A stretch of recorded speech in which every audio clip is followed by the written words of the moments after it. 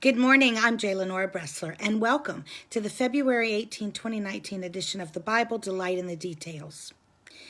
Today, we're going to take another break from our Joseph series to talk about two verses that are very meaningful and very hopeful and very true to life. You know, I've said it before and I'm saying it again, that one of the reasons I believe in the Bible and I believe in God is that the Bible is so true to life. It's so realistic. It speaks to the human condition.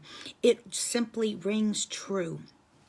And, you know, I'm thinking about a couple verses.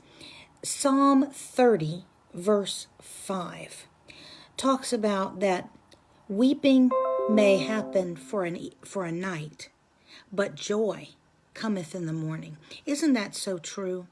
It's amazing to me how even sicknesses often get worse at night. Have you noticed that? And then in the morning, you do feel better. There is something very true about this. Now, of course, we know it's also a metaphor for the dark night of the soul, the difficult times in life that are kind of dark and scary and feel worse maybe than they truly are in retrospect. That is the night. And then joy coming in the morning with a new perspective and with the coming of light, with more wisdom, more understanding. And I believe the light is the light of the Lord, the light of the world, Jesus Christ. When he comes into the picture, when he walks on the scene, it is a new day.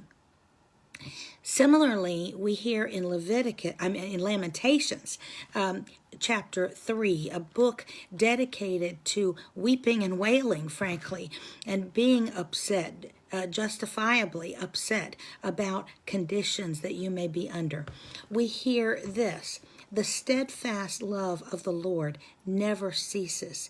His mercies never come to an end. They renew every morning. You know, it's fascinating again to me that God has just nailed it.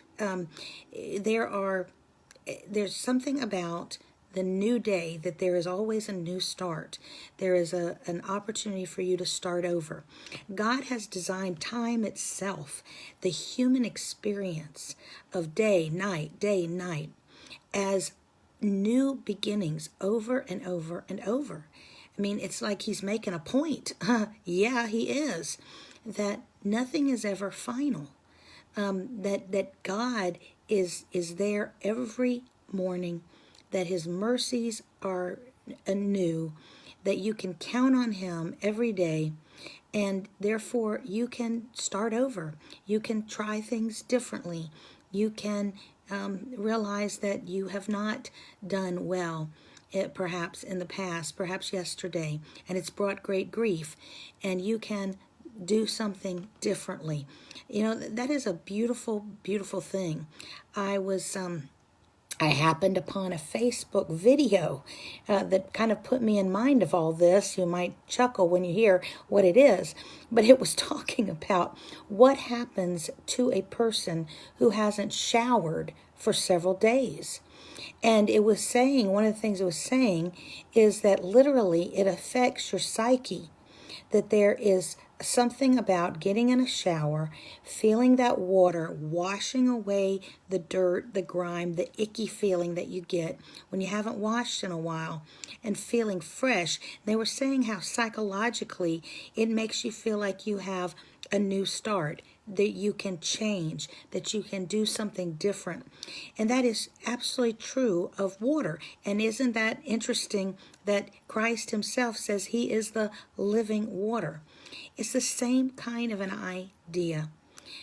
We have been so blessed to see all around us new beginnings all the time. The question is, are we taking advantage of that? Do we recognize and are we grateful for these new starts every single morning? Today, I hope you'll take advantage of that. I know I'm going to try. I'm Lenora Bressler, hoping you'll visit me on the next edition of The Bible Delight in the Details. Have a great and renewed day.